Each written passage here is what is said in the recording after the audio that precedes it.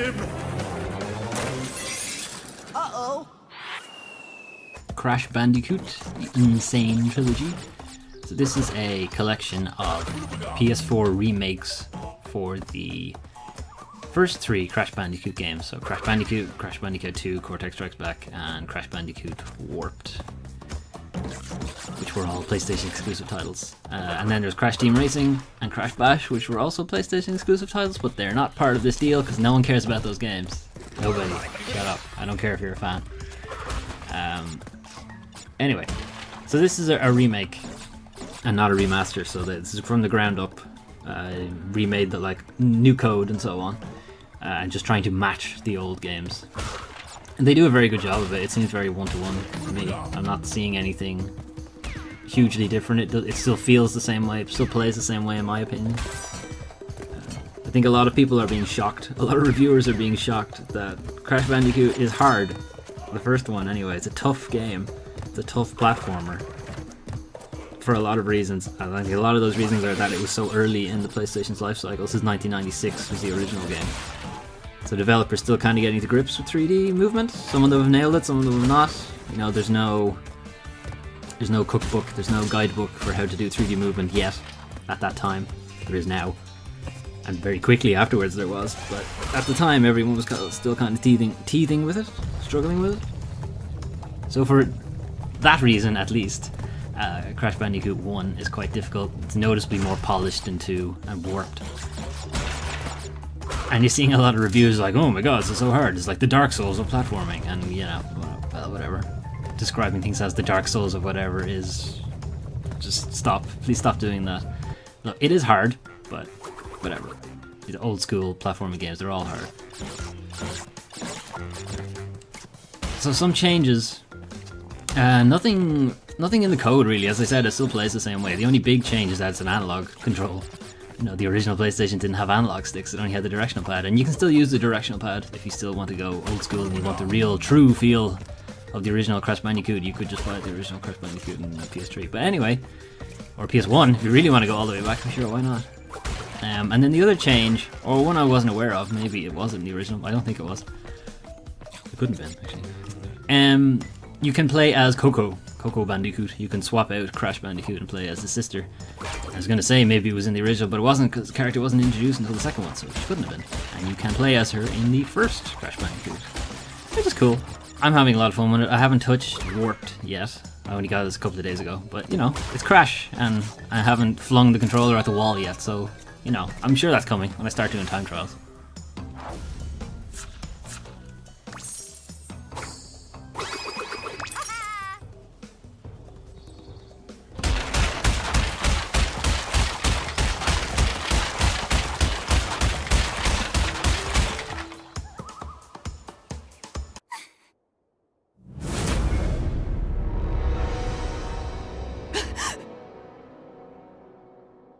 Tales of Berseria. This is the latest entry in Namco Bandai's Tales series, JRPG series. So this game came out earlier this year in January, I think, and there were a lot of big games out around that time. So it's been a while, and I haven't got around to playing it, so I'm playing it now. You know, Final Fantasy 15 was out, or I was in the middle of playing it, and then Neo came out, and then Nier Automata came out, and then Persona 5 came out. So you know, some big games there to play, but I'm playing this now. So, Tales of Berseria is technically a prequel to Tales of Zestiria. This was the last entry in the series, and yes, the Tales games do have stupid naming conventions. You play Velvet, who is some kind of badass super demon, who eats other demons and various other things, and she's kind of super pissed at the main bad guy. He's Artorias of the Abyss, no relation. And he did something to her in her past, and she's really not happy about it, and she's gonna go kill him. That's pretty much the plot. I'm not gonna go any further into that because the rest of it is spoilers. And so it's a bit of a departure from most Tales games. Most Tales games are kind of lighthearted. They still do the JRPG trope of I'm gonna blow up the world because it's not perfect, and we're gonna stop you, our plucky kids from the village. And it's kind of not like that. It's kind of grim and kind of dark in story-wise, but it's still, you know, it's still kind of got the Tales lighthearted thing to it, but it's a weird kind of mix of the two, especially when you get into their skits where you know, the party you're kind of making jokes, but you're still kind of, yeah, I'm gonna eat you kind of thing. I don't know, it's weird. It's an interesting mix. I'm not sure if I like it, I'm not sure if I hate it, but anyway, I'm enjoying it at the moment. Combat-wise, it still plays like every Tales game. You know, you still have your arts, and arts chain into other arts, and you want to keep your attacks going to keep the enemy on the defense. The only way it really changes is you can kind of change the number of arts you can perform in a single go based on ways you exploit enemy weaknesses, or if you can stun enemies and so on, or if you want to use up some of your super moves, your beast mode, so you can go into eating people mode. That requires you to give up certain benefits. It reduces your combo chain potential if you want to use beast mode. So there's an interesting kind of incentive for you to use beast mode as a coup de grace rather than an opening gambit. But otherwise, it plays like every Tales game.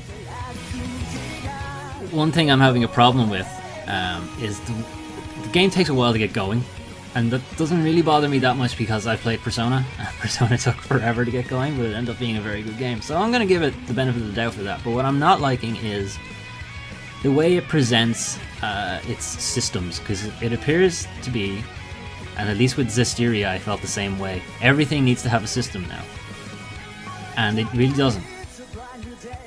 And like most games have this anyway, like your equipment have various stats, your abilities have different stats, they have different effects on so many enemies and so on, but the way it's presented is like somebody copied the GDD, like the game design document. It's like an internal document with the developer. It's a PDF that goes into like minute detail on how things work, and it appears like they copied it and then just pasted it on the screen, and they just want you to read it and understand it. And it's like, yeah, I know the game works that way, but you need to, you know, dress it up a bit and not make it so obvious that this is a mechanic, you know. It's just a really bad way to present it, and if this was your first JRPG, I'd be like, wow, don't pick this as your first JRPG, please. If this is your first Tales game, no, not this one. If I had to recommend a Tales game for you to play that's still relatively modern and won't just bog you down in horrible tutorials, Tales of Exilia, it's a PS3 game.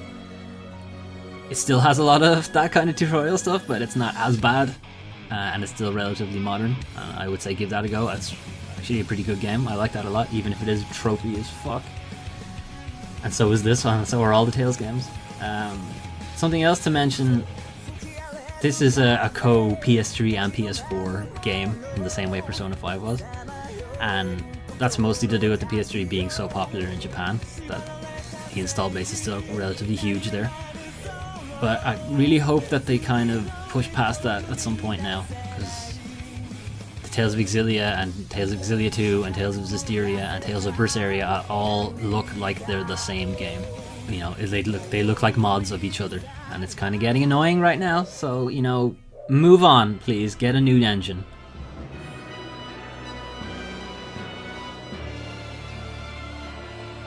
And you, girl, aren't you cold dressed like that?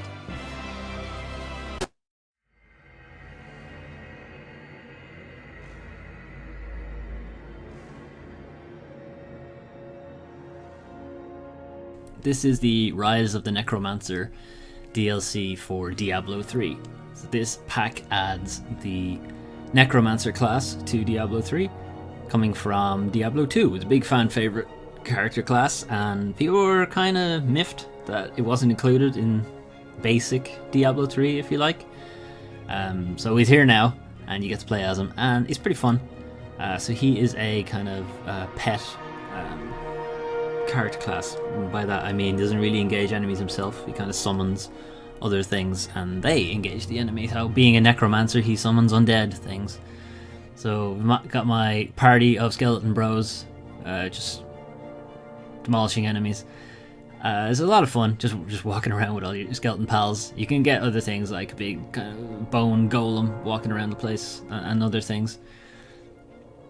The build I'm using is just all skeletons, and I make bone armor and I like hex people so they die faster, and Probably the favorite ability he has is a corpse explosion. So there's various things you can do with the corpses of your enemies. This is kind of the only thing you'll see playing as a Necromancer. When you kill enemies, a corpse drops. And you can do various things with that. So I'm using it to just explode it. So it's acting like a grenade. And if you can build up a big pile of corpses in a big mob of enemies, you know, you can very quickly just obliterate the rest of the mob. You know, if you can set off a chain reaction, you get like a couple of corpses and you use them to blow up a couple of enemies, and that kills them, so they drop a corpse, and you use those corpses to kill more enemies, and so on and so on, and you've got this kind of domino chain effect of explosions just going on all over the place. And suddenly this big mob of like 30-40 enemies is gone in a couple of seconds. If you're spec'd correctly and you're doing enough damage, you can very easily do that. That's a lot of fun. It doesn't really happen at the higher difficulties though. I think maybe I'm just speccing my character wrong, but it kind of feels like I'm just slogging away at some enemies and waiting for a corpse to drop so I can blow them up, because obviously champions and elites aren't going to drop it that fast, so you're not going to have a corpse to play with. And there are various ways you can tune your abilities so that other things will just magically spawn the corpses, big piles of corpses for you to use, and maybe I need to use that more. So one thing this pack doesn't have, and the last one that did, so the last DLC pack added the Crusader class, but it also added a new act to the campaign, and there's no new act this time around, which isn't exactly surprising, and if you played the game you'd know that the story has nowhere to go, really, with the last edition. So it's not exactly surprising, but it is a bit disappointing. So there's no new campaign to play through, and being a single player person, I play solo, and the only thing I'm really interested in is story. And I know they have the big adventure mode, and that's kind of like a big draw for a lot of Diablo players, but it's not that huge a draw to me. But the DLC pack has done its job. I am playing a Necromancer now, and I'm also, you know, doing runs with my old characters, and they're still demolishing everything in their path, and I'm getting new gear for them, and I'm in the loot cycle, and I'm playing Diablo till 4 AM, so, you know, it's doing its job again. So if you want to play Diablo 3 to 4 AM, you should get this.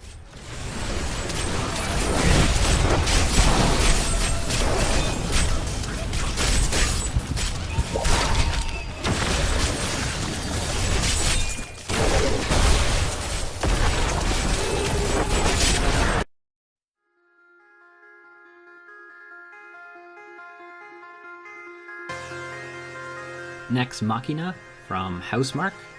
So Housemarque are known for making kind of twin stick shooters, really, really good twin stick shooters, like Resogun and Super Stardust, among others. They've made a lot. So this is kind of like a throwback to Robotron 2084, made by Eugene Jarvis, who's also collaborating with Housemarque to make this. It plays a lot like Robotron. It's really just it really feels like a modern version of it, modern controls, modern design ideas. It's taking a lot from Resogun with the color coding and the voxel destruction and things like that. It's a very pretty game. I imagine this looks very, very nice on 4K PS4 Pro. There's a couple of videos elsewhere on the channel, and I go into a lot more detail. There's a primer for it, and I kind of sort of accidentally finished the game while I was recording footage, so there's a full playthrough. It's only on, it's like on the default difficulty setting, so nothing major to look at, but you know, you'll get a good idea of how the game plays and how I play the game. Not very well, but it's a lot, yeah, like it's a very good game. It's not doing anything new necessarily in twin sticks, because it's doing what the very almost original twin stick shooter is doing, so yes, nothing new really. But it's doing it very, very well. It's very polished, typical for Housemarque games, and quite cheap too.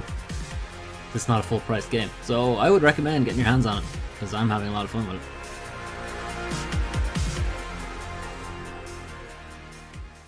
it. So those were the games I played June 2017.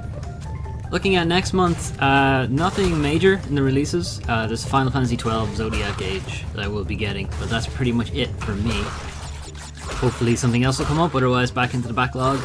Back into the backlog, yep. Anyway, I've also started playing some new LPs on the channel. I've started Neo and I've started Batman Telltale series. I'll also be getting back to some of the walkthroughs, playthroughs that I've sort of abandoned. But I'll be getting back to them, so that's Snake Eater and Prince of Persia and World of Final Fantasy. But I need to get my PS3 back up to scratch because it's being shit at the moment. But that's the plan. If there are any games coming out next month, or some games that you think I should take a look at, please let me know in the comments. Or if you like this video, you didn't like this video, yada yada yada, all that stuff. Okay, see you next time.